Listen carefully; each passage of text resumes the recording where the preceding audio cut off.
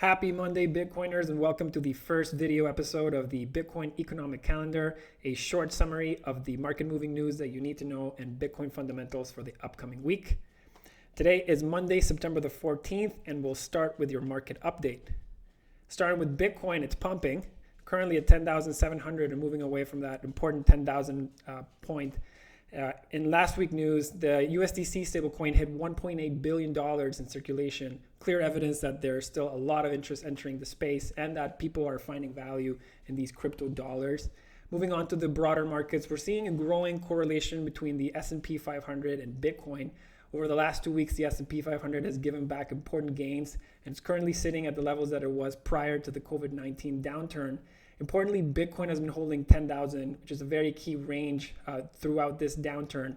And with schools partially reopening and traders more engaged on their desks, we do expect to see more volumes this week, which could lead to a more decisive move in either direction.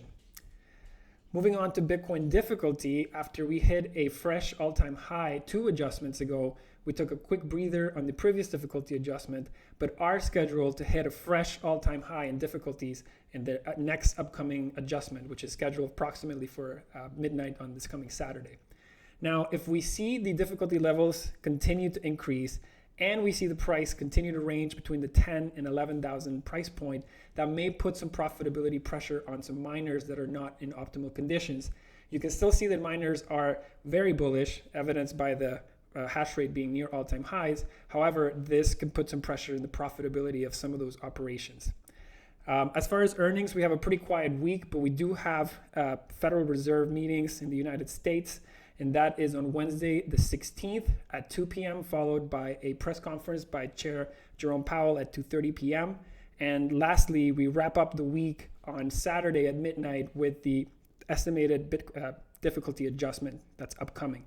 Now, if you like this video and if you enjoyed it, please let us know in the comments below, and we're open to feedback.